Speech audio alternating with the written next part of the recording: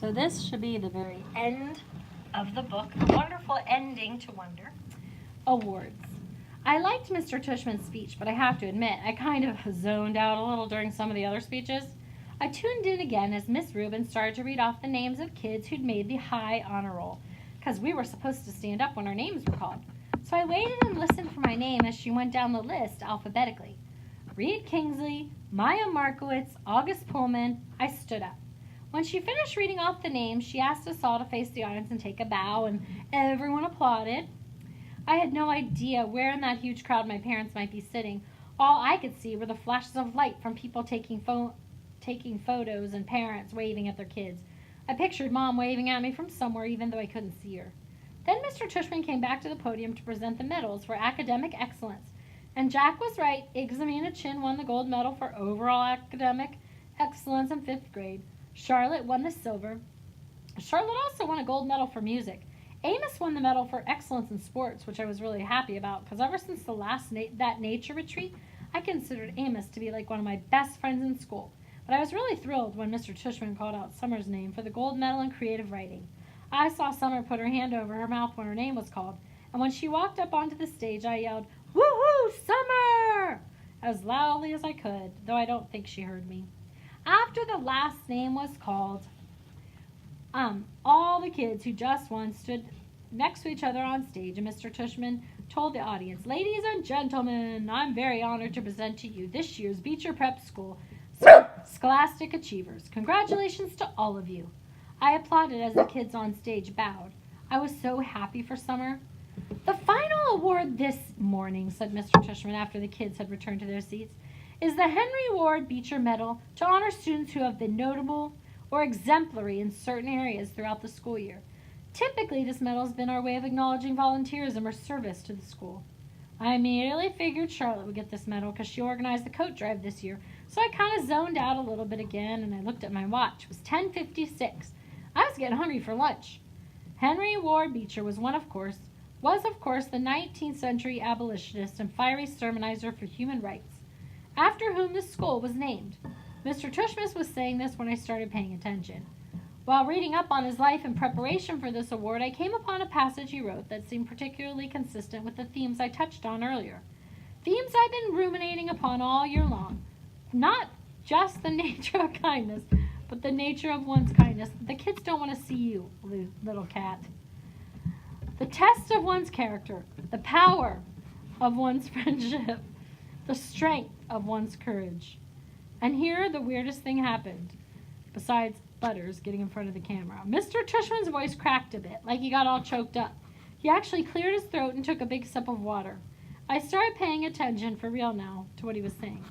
"The strength of one's courage," he repeated quietly, nodding and smiling. He held up his right hand like he was counting off.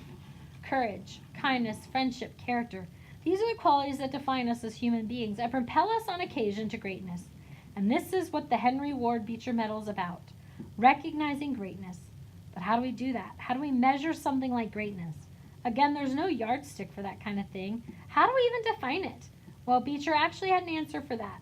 He put his reading glasses on again and leafed through a book and started to read. "Greatness," wrote Beecher, "lies not only in being strong, but in the right use of strength. He is the greatest whose strength carries up the most hearts." And again, out of the blue, he got choked up. He put his two index fingers over his mouth for a second before continuing. "He is the greatest," he finally continued, "whose strength carries up the most hearts by the attraction of his own. Without further ado, this year, I'm proud, very proud, to award the Henry Ward Beecher Medal to the students whose quiet strength has carried up the most hearts. So will August Pullman please come up here to receive this award?" Floating. People started applauding before Mr. Tushman's words actually registered in my brain. I heard Maya, who was next to me, give a little happy scream when she heard my name, and Miles, who was on the other side of me, patted my back. "Stand up, get up," said the kids around me, and I felt lots of hands pushing me upward out of my seat, guiding me to the edge of the row, patting my back, high-fiving me. "Way to go, Augie! Nice going, Augie!" I even started hearing my name being chanted, "Augie, Augie." I looked back and saw Jack leading the chant, his fist in the air, smiling and signaling for me to keep going. And Amos shouting through his hands, "Woo-hoo, little dude!" Then I saw Summer smiling as I walked past her row, and when she saw me look at her, she gave me a little secret thumbs up and mouthed a silent, cool beans to me. I laughed and shook my head like I just couldn't believe it. I really couldn't believe it. I think I was smiling, maybe I was beaming. I don't know. As I walked up the aisle toward the stage, all I saw was a blur of happy, bright faces looking at me and hands clapping for me. And I heard people yelling things at me like, "You deserve it, Augie. Good for you, Augie." I saw all my teachers in the aisle seats, Mr. Brown, Miss Petosa, Mr. Roche, and Mrs. Atanabe and Nurse Molly, and all the others, and they were cheering for me, woo-hooing and whistling. I felt like I was floating. It was so weird, like the sun was shining full force on my face, and the wind was blowing. As I got closer to the stage, I saw Miss Rubin waving at me in the front row. And then next to her was Mrs. G, who was crying hysterically, a happy crying, smiling and clapping the whole time. And as I walked up the steps to the stage, the most amazing thing happened. Everyone started standing up. Not just the front rows, but the whole audience suddenly stood up on their feet, whooping and hollering, clapping like crazy. It was a standing ovation for me. I walked across the stage to Mr. Tushman, who shook my hand with both hands and whispered in my ear, "Well done, Augie." Then he placed the gold medal over my head, just like they do in the Olympics, and had me turn to face the audience. It felt like I was watching myself in a movie, almost like I was someone else. It was like that last scene in the Star Wars Episode 4, A New Hope, when Luke Skywalker, Han Solo, and Chewbacca are being applauded for destroying the Death Star. I could almost hear the Star Wars theme music playing in my head as I stood on the stage. I wasn't even sure why I was getting this medal, really. No, that's not true. I knew why. It's like people you see sometimes, and you can't imagine what it would be like to be that person, whether it's somebody in a wheelchair or somebody who can't talk. Only I know that I'm that person to other people, maybe to every other single person in the whole auditorium. To me, though, I'm just me. I'm an ordinary kid. But hey, if you want to give me a medal for being me, that's okay, I'll take it. I didn't destroy a Death Star or anything like that, but I did just go through 5th grade, and that's not easy, even if you're not me. Pictures. Afterward, there was a reception for the 5th and 6th graders under a huge white tent in the back of the school. All the kids found their parents, and I didn't mind at all when Mom and Dad hugged me like crazy, or when Via wrapped her arms around me and swung me left and right about 20 times. Then Papa and Tata hugged me, and Aunt Kate and Uncle Po and Uncle Ben, and everyone kind of teary-eyed and wet-cheeked. But Miranda was the funniest. She was crying more than anyone and squeezed me so tight that Via had to practically pry her off me, which made them both laugh. Everyone started taking pictures of me and pulling out their flips, and then Dad got me, Summer and Jack together for a group shot. We put our arms around each other's shoulders, and for the first time I can remember, I wasn't even thinking about my face. I was just smiling a big fat smile for all the different cameras clicking away. Flash, flash, click, click, smiling away as Jack's parents, Summer's mom, started clicking. Then Rita and Maya came over.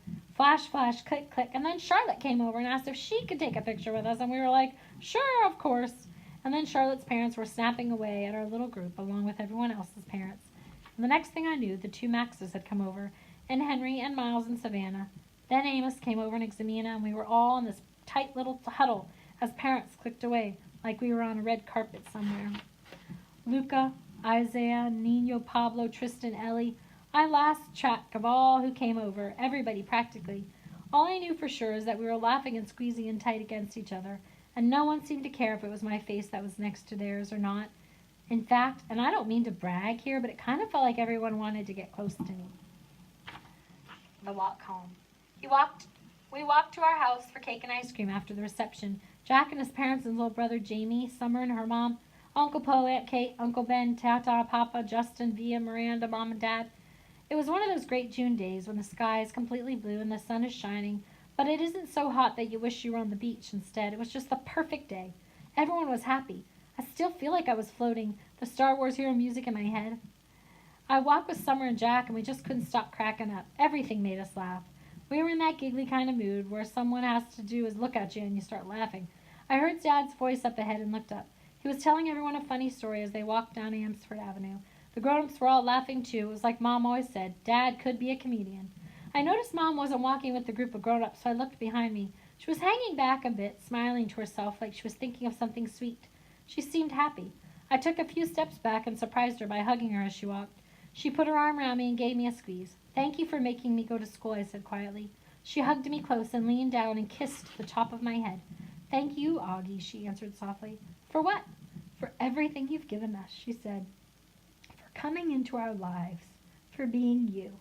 She bent down and whispered in my ear, "You really are a wonder, Augie. You are a wonder."